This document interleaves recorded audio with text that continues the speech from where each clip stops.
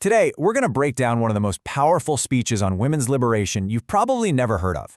And what makes it so incredible? Well, it was delivered by a man, a revolutionary leader who basically argued that any real revolution is doomed to fail without women at its very center. His name was Thomas Sankara, and he was the leader of Burkina Faso. So our entire explainer today is built around this one single source, a speech that Sankara gave in the capital city, Ouagadougou, on International Women's Day, March 8, 1987. And believe me, this wasn't just another political speech. It was a radical, earth-shaking call to action. And its message still hits hard decades later. And to really get the weight of his words, you have to know what happened just 7 months after he gave this speech. Sankara was assassinated. He said this quote just 1 week before he was killed. And wow, it perfectly captures why we are still talking about his ideas today. You just can't kill an idea whose time has come. Okay, so here's how we're going to break down his argument. We'll look at 5 key parts. First, why he thought the revolution was incomplete.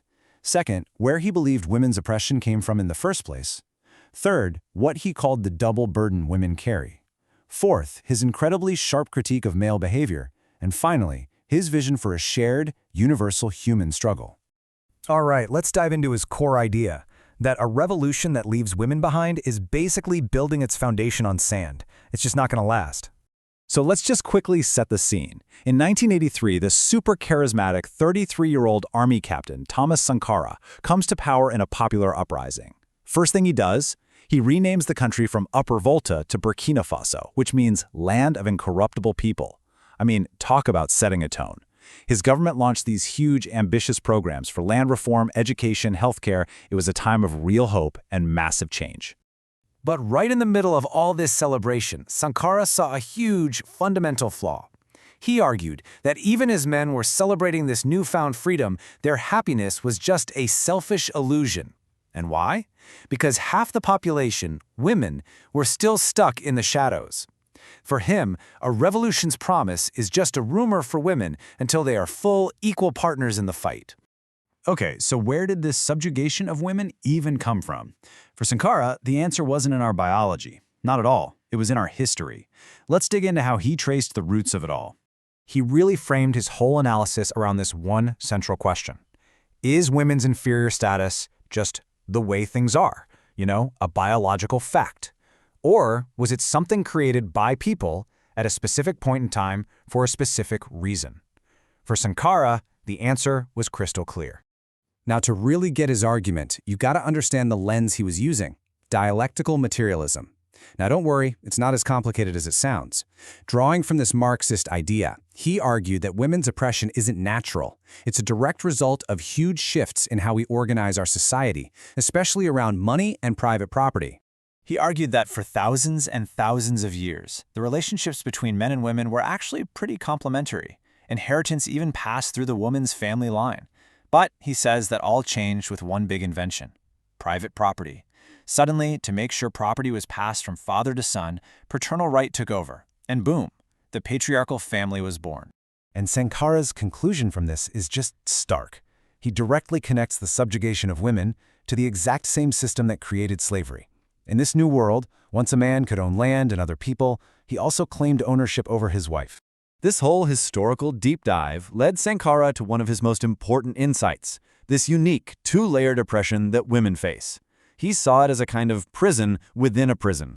So the first burden, that's class exploitation. This is the misery that poor working men and women both share. They're both getting crushed by an economic system that exploits their labor. They're in that prison together. But, and this is the key, on top of that, women face a second burden.